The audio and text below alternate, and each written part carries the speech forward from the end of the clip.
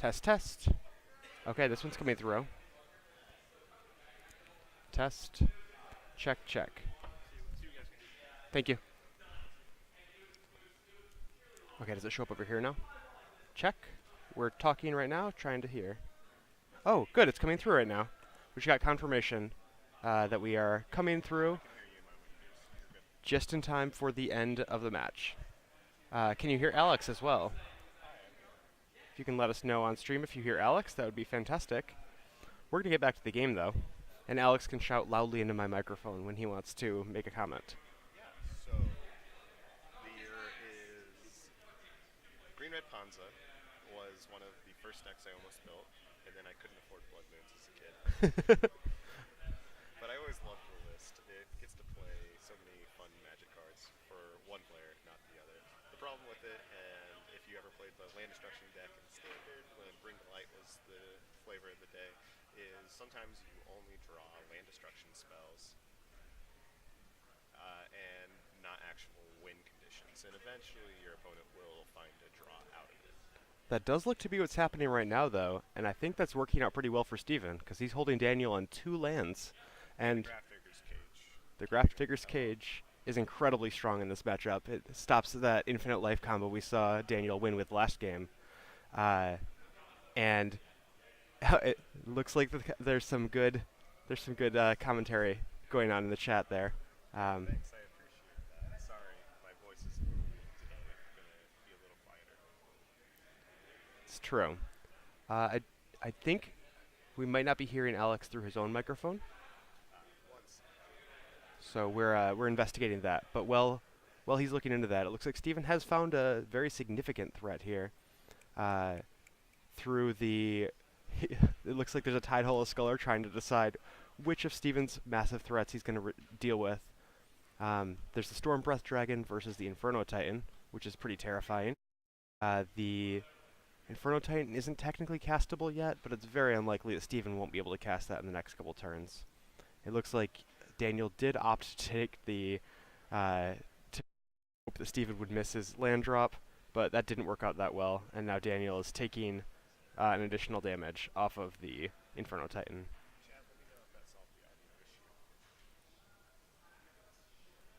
Alex is still trying to resolve his mic, but it hopefully is coming across better.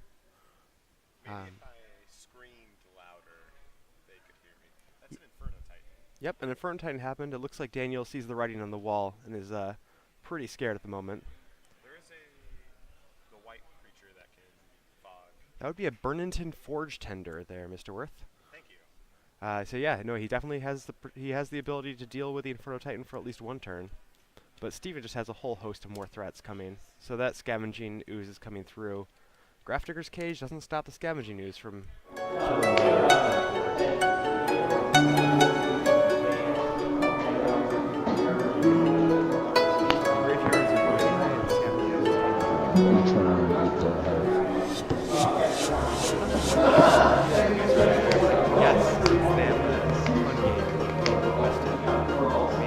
I'm not that funny myself. I'm sure Alex, when he gets back on. Put your Gobble Shrine on top of your library. Yep, it seems like the only color that Alex has is white. All that he has. Well, music's very loud. Is it going to resolve? Okay.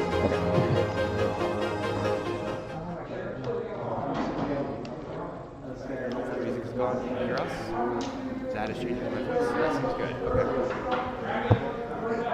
Okay. That one's yours, I think. So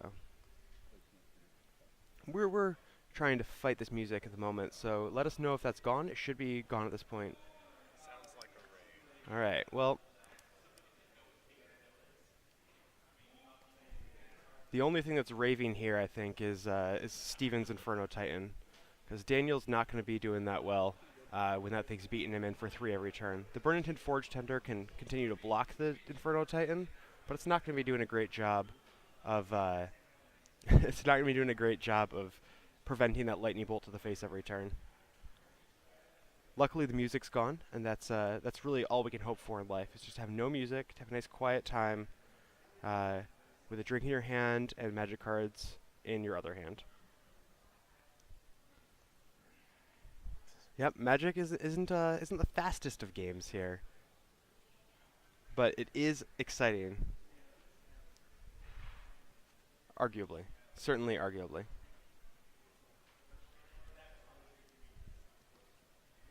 All right, Steven untapping. We don't know the exact life totals here, but Daniel is in pretty rough shape. I mean, when Ponza gets this far ahead and starts to have lock pieces in play, it's really just a matter of time till the game's over. So the real question is, I think we're just in game 2 right now, and Steven is going to be tying it up to a 1-1. But it certainly is possible that Steven is already up a game, in which case, or that it's already tied up, in which case Steven is probably sealing the deal.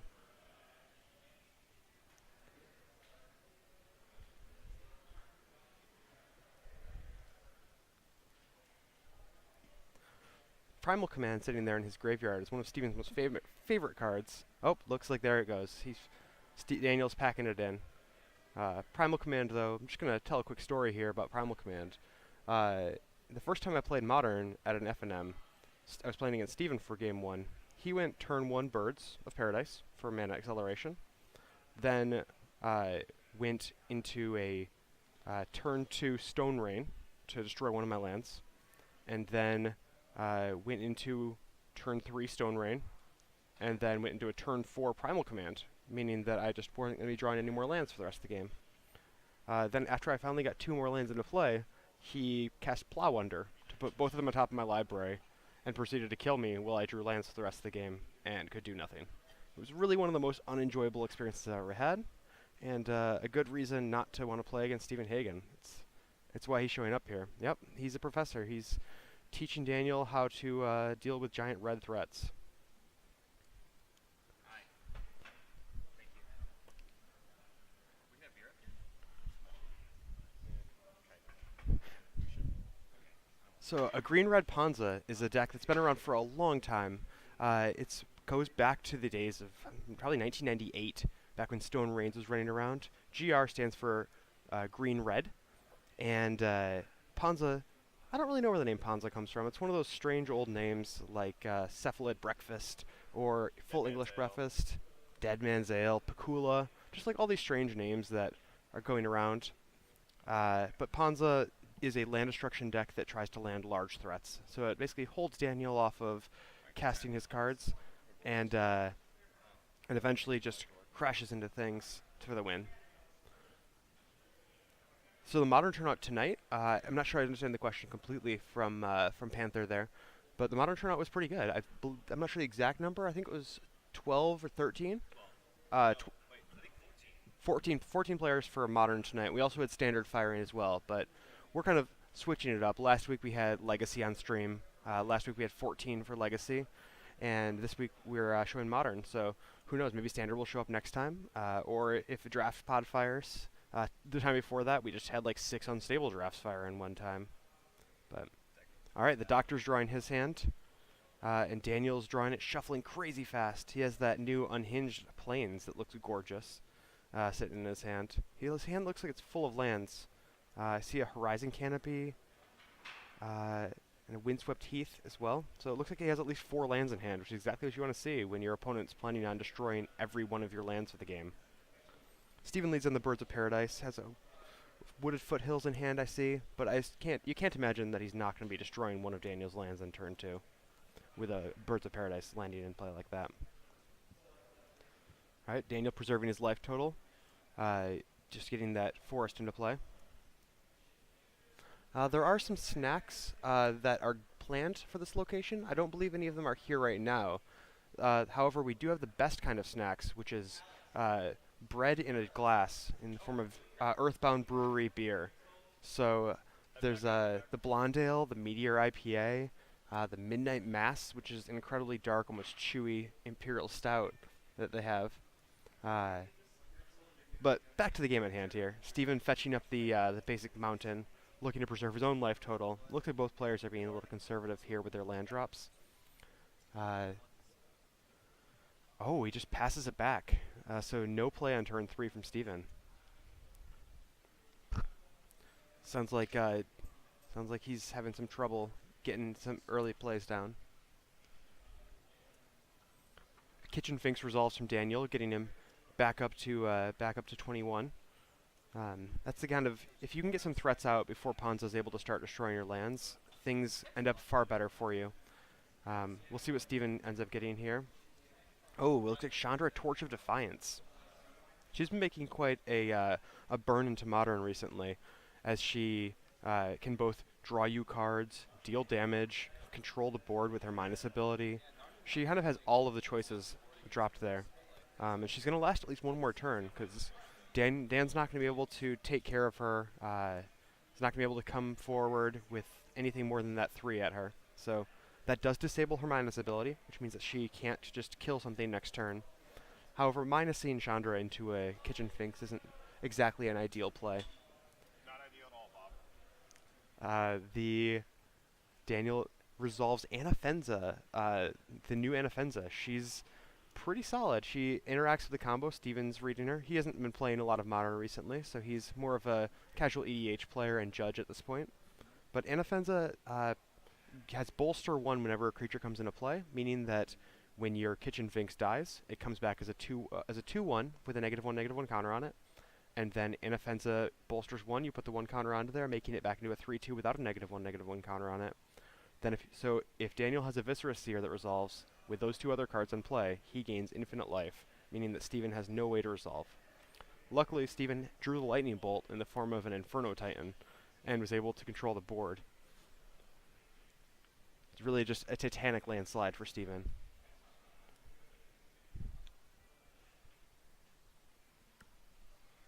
Alright, those 2 Birds of Paradise just facing off against each other. Neither of them are attacking to send a message. Steven plus to the Chandra, dealing some more damage to Daniel. So Daniel really needs to get some kind of presence on the board to be able to deal with the situation. He's under quite a bit of heat from the burn of that Inferno Titan right now. Steven draws. It looks like he has a Kessig Wolfrun in play. I have no idea if Ponza is a standard list, but if it does, I can't imagine that card's in it. That Kessig Wolfrun is going to give the Inferno Titan trample. Anger of the Gods is drawn off the top. That'll deal 3 damage to each creature and exile that Kitchen Finks forever, which is one of those cards that Steven kind of does want to deal with. So, I mean, it will cost him his birds and his Arbor Elf, which is quite a steep penalty, but it does mean that he finally gets to clear off that Kitchen Finks and make Daniel be 1 step further away from this combo occurring. So Daniel has the option to cast Collected Company to find some more creatures, which will probably die to the Anger of the Gods, or he can activate that Gavany Township and put +1/+1 on each creature. Putting the +1 counters doesn't buy him a whole lot right now, since everything will just grow to 3, so he opts not to. We'll see if he's feeling the Coco and gonna try to cast that. But no, it looks like just a land and an Eternal Witness in hand. Verdant Catacombs and Eternal Witness. So because the Anger sweeps the Kitchen Finks off the board, that he's not going to be witnessing it back anytime here. The only shiny cards I see at the moment... Nope, there's no shine. Only the reflection on the sleeves at the moment. So both players going for full art lands, but no one really choosing a tier 1 land on this play. It's always disappointing to see players not really take pride in their land choices.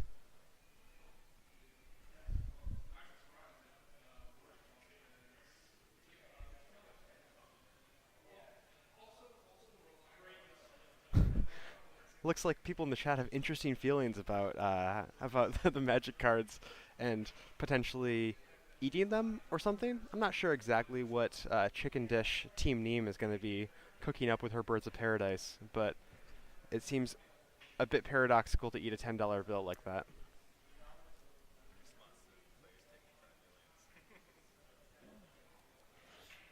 The only dish that's happening here is Steven dishing a flaming hot pile of Inferno Titan into Daniel's face at the moment.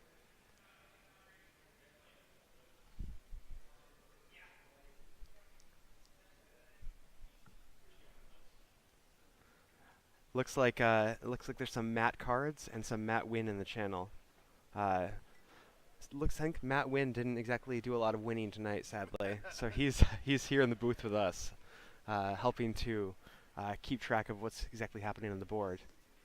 So Daniel's able to get back that Anafenza, which gives him another threat, but he opts not to play it into the Inferno Titan's attack.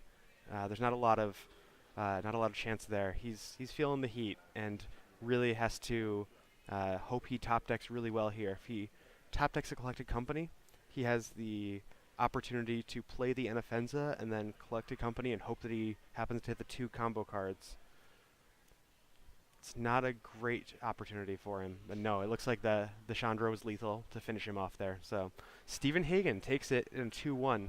The professor ends up teaching Daniel a lesson and takes down the tournament. So congrats to Stephen Hagen.